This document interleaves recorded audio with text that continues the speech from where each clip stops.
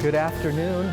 We are privileged today to welcome Janae Moss with RBM Services to the Chamber Chat. Janae has been a force for good in Utah Valley. Her experience extends past a decade or two.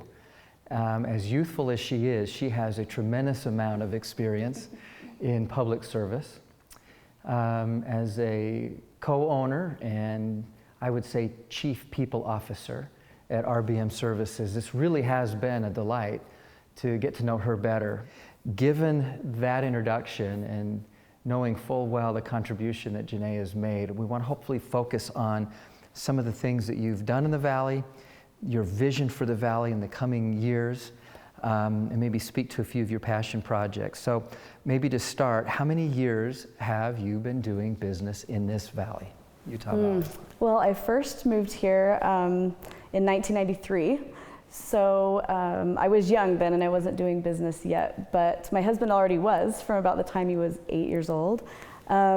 We started doing business together, I would say, for about 20 to 25 years ago, and specifically with our companies now about 20 years ago. So a very entrepreneurial family then. Yeah. Like when you married John, did you know that was what you were getting into? Oh yeah. The entrepreneurship. I mean, we were dating and it's kind of like, where is he? Oh, still at work. Oh, where is he still? You know, I saw early on that that business doesn't have bounds with time. You just do what you need to do to get it done. What values do you employ or do you instill at RBM that you think Utah Valley, the county here, share in common? What are some of the similar values that you see? Yes, definitely I would say prepare and protect. So prepare, I look at the Utah Valley Chamber that our whole focus right now is preparing for the future growth of our county and what we need to do so that we are ready for all the people coming, the businesses coming, all the growth and the explosion that's going to happen. We are now preparing for that with the Chamber, and it's our biggest focus. And similarly with RBM, preparation is about everything. As I mentioned, when we had the pandemic was coming, we were prepared and we were ready for whatever happened. And thank goodness we were, because as the year unfolded, we saw that we needed every person on board, we needed all the equipment, all the supplies, but because we had prepared, we were ready for that. And also to protect. I see a real a need in the Chamber to protect, and in Utah Valley, what we've built here. You know, our families are important to us, our nature is important to us, our business climate is important. There's so many things that we care about.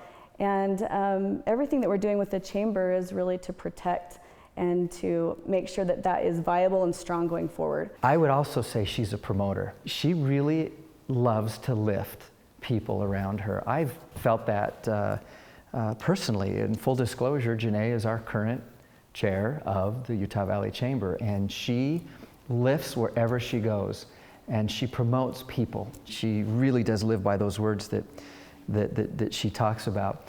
What are some of your projects right now, outside of the Chamber, outside of RBM, that you're doing to lift, to promote, to be an influence for good? Absolutely, and you're so right on. Promoting is my favorite thing, because I think all too often I see that people aren't used to recognizing what's strong within them. They can see it in other people, but it's harder for them to see it within themselves. And so I love, as I'm going about my day in family, business, community work, my schooling, whatever it is, to recognize those things and help them see how strong they are already. That's my favorite thing. So passion projects absolutely include the same thing. I'm currently getting my master's degree in performance psychology.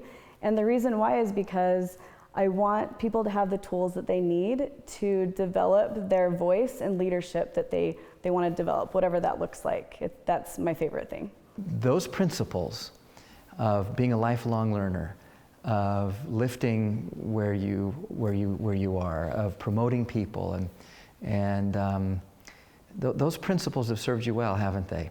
What other principles have you kind of, as a personal Janae Moss, sort of your own book of life, have you employed to really continue bringing prosperity to those around you, to the valley, to your businesses? What other principles have you engaged in your personal life? Yeah, one thing that I learned early on, and thank goodness, when my husband and I were first married, we lost our landscaping business. And I learned really quick I needed the help from community. And we needed things like food stamps and just to pay for our basic needs. And I reached out to, there wasn't the internet then, and I reached out on Yellow Pages to Ask a Nurse. And that's who directed me to the community services that I needed. And I learned really quick as I started receiving from the community and giving back that I was receiving so much more than I was giving. And so I remember thinking, someday when I'm successful, I will give back to the community. I'll donate money, I'll donate time. I will, when all my kids are gone, I'll reach out that way. But what I realized is as I was giving back and serving, that's where our success came from. And my husband would tell you the same thing. I started working on boards for free and lots of boards for free of nonprofits and helping them fundraise and helping them develop things they care about, like the Thanksgiving Point Children's Museum or the Unique Foundation. I tried to serve there, United Way, different places that I served. But what happened, and this was not even my intention, is that I met all of these amazing leaders on the boards in business and community that were there for the same reason. And so my contacts, my book, if you will, of business began to build without even that being my intention. So I would say the first thing I would share is don't wait until you're successful to serve, and you'll find success in all sorts of ways. That's number one. That's great. I love that. You've talked about your years of service here in the Valley.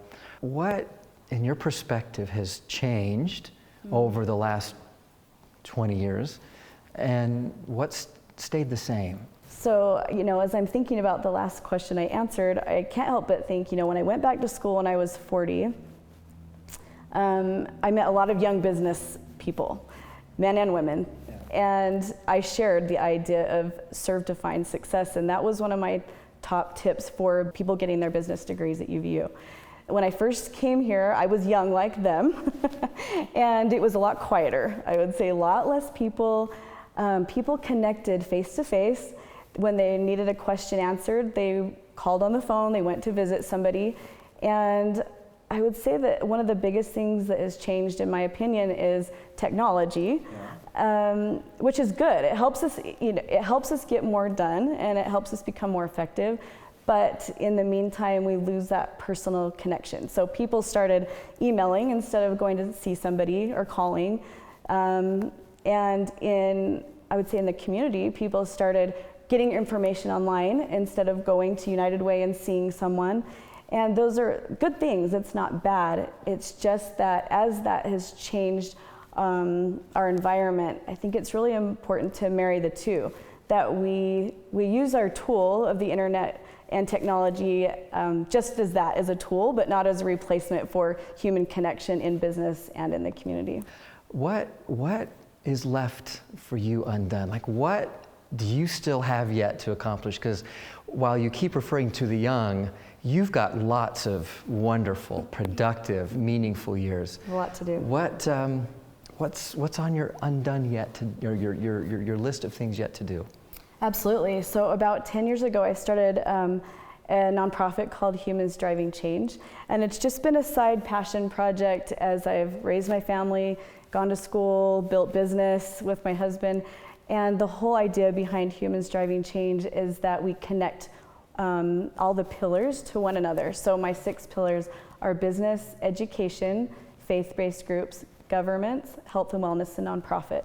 And what I've seen as I started having meetings across the state with parent leaders is that when I could get a representation of each of those 6 pillars in the same room at the same table, sitting together, then as parents had any question that they wanted to solve for their families, they had the people with the answers right there at the table. And I've seen the magic work over and over and over again with my partner Barbara Levitt, who also helps to run United Way of Utah County. And so my passion project will also align with my degree. I'll finish at the end of this year, and that is to really take Humans Driving Change to the next level. And we've written curriculum for the past 3 years, and we're ready to share the curriculum with the state of Utah. Has been waiting to work with us on that with parent leadership. I want to share the information in businesses, and also, especially, I'm a big proponent of women leadership. I have 6 daughters and actually 3 granddaughters. And I love seeing the growth and development as women are in leadership roles, whether it be in any of the 6 pillars. I think that it's a voice that is needed. We need to hear from the women. So humans driving change and women leadership is going to be something I'll focus on for many years to come. I love in the chamber right now supporting the Women Business Network. That's also much needed, as you know, and I'm excited to support there right now. This is one of our special people in Utah Valley, Janae Moss. Look for great things to come from her and her family, and we appreciate you spending a few minutes with us today. Have a great rest of your day. Thanks, Curtis. Thank you.